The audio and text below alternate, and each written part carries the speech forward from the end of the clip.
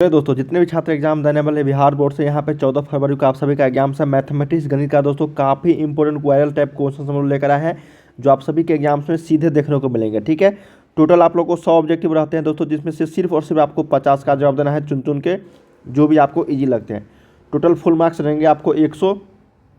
चलिए एक एक प्रश्न यहाँ पे इंपॉर्टेंट है, वीडियो को लाइक कर लीजिए सारे छात्र और साथ में चैनल को सब्सक्राइब कर लीजिए ताकि इसी तरीके से हर एक सब्जेक्ट के आंसर की के साथ लेकर आएंगे क्वेश्चन आंसर, तो आपको नोटिफिकेशन दोस्तों मिल जाएगा। ठीक है, और वीडियो को हर जगह शेयर जरूर कीजिए। चलिए पहला क्वेश्चन देखते हैं। यहाँ पे वीडियो को अंत तक सभी देखना, एक एक प्रश्न इंपॉर्टेंट है और यहाँ से आप लोगों के एग्जाम्स में हूबहू देखने को मिलेंगे सारे क्वेश्चन। पहला यहाँ पे 2 5 8 3 8 3 2 3 3 का बहुलक क्या है? बहुलक किसको बोलते हैं हम लोग? जो संख्या सबसे ज़्यादा बार आया है। देखने ही से लग रहा है 1 2 3 4, 3 बार, 4 जो है 3 जो है वो 4 बार आया है। ठीक है, सबसे ज़्यादा बार। तो बहुलक क्या हो जाएगा यहाँ पे? ऑप्शन नंबर ए हो जाएगा 3 बहुलक हो जाएगा। क्या हो जाएगा यहाँ पे? बहुलक बराबर आपका 3 हो जाएगा। ठीक है, इसी तरीके से हम लोग बहुलक निकालते हैं। अगला प्रश्न देखते हैं कि वर्ग अंतराल 10 से 20 का वर्ग चिन्ह है। देखिए जब भी पूछा जाएगा class mark of the class interval, तो आपको कुछ भी नहीं करना है। ठीक है, क्या करना है? 10 अब प्लस 20 अब बट्टा में आपको 2 कर देना है। यही आप इसका जो है वर्ग चिन्ह निकल जाएगा। क्या निकल जाएगा? वर्ग चिन्ह। ऑप्शन नंबर किसके साथ चलना है? बी के साथ चलना है। यहाँ पे 15 हो जाएगा सही उत्तर। अगला देखते हैं, जो भी यहाँ पे संख्या दिया जाएगा सब दोनों को जोड़ के 2 से भाग दे। अगला है सेक ए प्लस 10 इंटू है 1 माइनस साइन ए। देखो इसको अगर हल करोगे थोड़ा सा कैलकुलेशन लगेगा, लेकिन आपको आंसर जो यहाँ पे मिल जाएगा। क्या हो जाएगा? मिल जाएगा। देखो इसको क्या करेंगे, 1 बटा में हम लोग कॉस ए लिख सकते हैं, प्लस आपको इसको हम लोग साइन ए बटा में इसको कॉस ए लिख सकते हैं ना, इंटू यहाँ पे 1 माइनस साइन ए। ठीक है, इसको अगर हल करोगे दोस्तों, इसको अगर हल करोगे आप लोग तो ये हो जाएगा आपका कॉस ए। ठीक है, और ये हो जाएगा 1 प्लस साइन ए। ठीक है ना, 1 प्लस साइन ए, और ये हो गया आपका 1 माइनस साइन ए। क्या हो जाएगा? 1 माइनस साइन ए। तो ये ए प्लस बी और ये ए माइनस बी पे आ गया ना, तो ये हो जाएगा आपका 1 प्लस 1 माइनस साइन स्क्वायर ए, क्योंकि ए स्क्वायर माइनस बी स्क्वायर अब बट्टा में यहाँ पे कॉस ए। तो हम लोग जानते हैं 1 माइनस साइन स्क्वायर ए क्या होता है? कॉस स्क्वायर ए है बट्टा में कॉस ए। तो 2 बार कॉस है तो 1 बार चला गया, तो बचेगा क्या? सिर्फ और सिर्फ कॉस ए बचेगा। जो ऑप्शन नंबर आपका ए में है यही करेक्ट हो जाएगी। ठीक है, चलिए फोर्थ नंबर देखते हैं। 5 संख्याओं का माध्य दिया गया है। यदि एक संख्या को हटा दिएंगे तो 18 हो जाता है, तो हटाई गई संख्या क्या होगा? तो पहली 5 संख्याओं का माध्य जो दिया गया है 18 गुने 5 कितना? 90। एक संख्या हटा देंगे तो कितना बचेगा? 4। तो यहाँ पे 4 गुने 16 कितना? 64। दोनों को घटा देंगे, जो भी आएगा आंसर आ जाएगा 26 इज द राइट आंसर। क्या हो जाएगा यहाँ पे? 26। 26 क्या हो जाएगा यहाँ पे? सही उत्तर हो जाएगी। अगला देखते हैं। कहा गया है कि बहुलक सामान्यतः वह चर मान होता है जिसकी बारंबारता सर्वाधिक होती है। क्या होती है यहाँ पे? सर्वाधिक होती है। उसी को ना हम लोग बोलते हैं बहुलक, जो हाइस्ट जितनी बार आया है सर्वाधिक। अगला यहाँ पे कि साइन स्क्वायर ए बटा में कॉस स्क्वायर ए प्लस 1। तो अब देखो इस तरीके के प्रश्न को आप लोग कैसे हल करोगे। ठीक है, तो साइन स्क्वायर ए बटा में यहाँ पे कॉस स्क्वायर ए है, इसको अगर हल करोगे दोस्तों तो इसका जो आंसर आ जाएगा आप लोगों को यहाँ पे वो सेक स्क्वायर ए के बराबर आ जाएगा। क्या हो जाएगा यहाँ पे? सेक स्क्वायर ए। इसको आप लोग हल थोड़ा सा कर सकते। तो यहाँ पे हम लोग क्या करेंगे, इसको कॉस स्क्वायर ए लेंगे कॉमन, तो ये हो जाएगा साइन स्क्वायर ए। ऊपर में अगर लेंगे हम लोग ये कॉस स्क्वायर ए से 1 से, तो ये हो जाएगा कॉस स्क्वायर ए डायरेक्ट। तो ये हो जाएगा साइन स्क्वायर ए और ये कॉस स्क्वायर ए 1 के बराबर।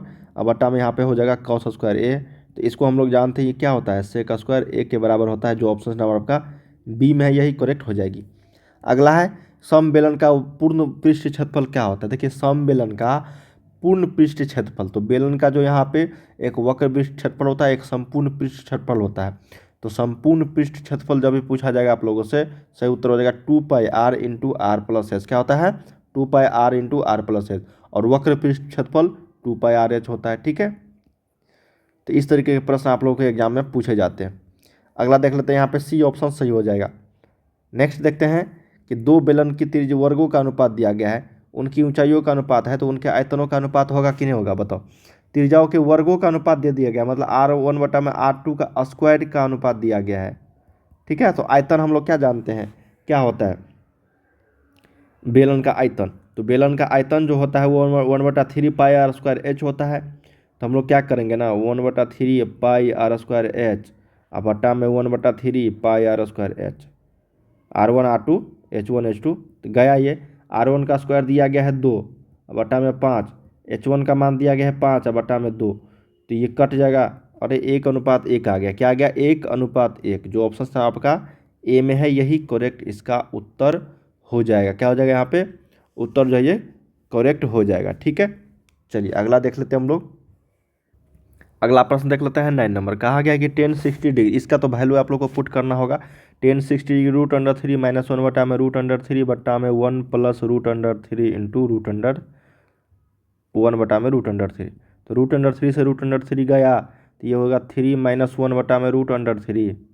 हल कर रहा हूँ मैं, अब बटा में 2 आ गया ये, तो 2 से 2 गया, बचा कितना 1 बटा में √3। ऑप्शन नंबर आपका बी जो है ये करेक्ट हो जाएगा। क्या हो जाएगा यहाँ पे बी जो है ये करेक्ट हो जाएगा। ठीक है, नेक्स्ट है यदि बिंदु P के बीच की दूरी 5 हो तो P बराबर कितना होगा। देखिए 5 रूट अंडर में है ये, ठीक है ना, तो ये हो जाएगा 1 - 4 का होल स्क्वायर, हाँ 1 - 4 का स्क्वायर, तो ये हो जाएगा -3 का होल स्क्वायर। x2 - x1 घटा रहा हूँ, अब प्लस यहाँ पे P का स्क्वायर। ठीक है, तो इसको इस साइड करेंगे तो ये हो जाएगा 25 स्क्वायर हो जाएगा, इधर रूट अंडर हटाएंगे तो ये हो जाएगा 9 + P स्क्वायर। इसको अगर करेंगे तो 16 बराबर P स्क्वायर, P का वैल्यू यहाँ पे +-4 आ गया। जो ऑप्शन नंबर आपका ए में है यही करेक्ट हो जाएगी। अगला है कि एक शंकु के आधार की त्रिज्या 7 सेंटीमीटर है, ऊंचाई इतना है, तो आयतन क्या होगा।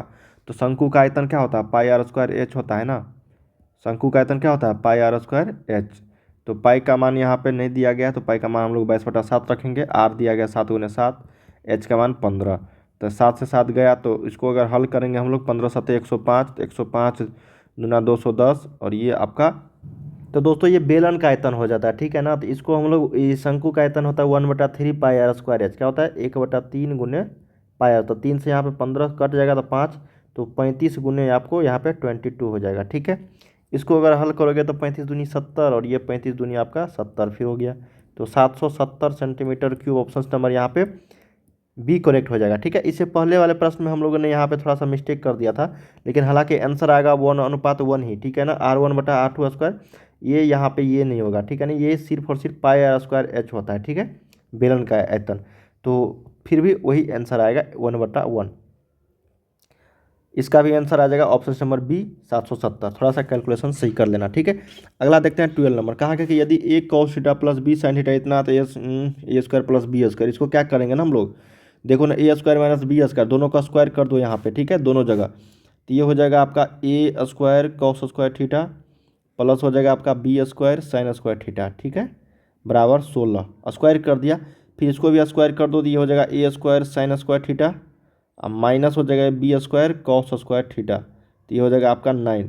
हमको निकालना कितना है यहाँ पे a² और b²। ठीक है, तो हम लोग क्या करेंगे यहाँ पे, देखो दोस्तों यहाँ पे देखो -b² cos² थीटा को अगर हम लोग पॉजिटिव करेंगे स्क्वायर, तो ये प्लस हो जाएगा ना। देखो जानबूझ के यहाँ पे माइनस गया है ताकि आप गलत करो। ठीक है, तो माइनस जो करेंगे तो -b cos थीटा का जो स्क्वायर करेंगे तो प्लस में आएगा ना, क्योंकि माइनस माइनस प्लस होता है, दोनों को जोड़ देंगे। ठीक है, तो यहाँ पे a² कॉमन हो जाएगा, यहाँ पे cos² theta plus sin² theta, जो इसका वैल्यू जो होता है वो आपका 1 के बराबर होता है। तो मैं डायरेक्ट लिख देता हूँ a² + b², दोनों को जोड़ दो तो ये 16 × 9 = 25 हो जाएगा। ऑप्शन नंबर आपका सी में करेक्ट हो जाएगी। ठीक है, सिंपल प्रश्न था।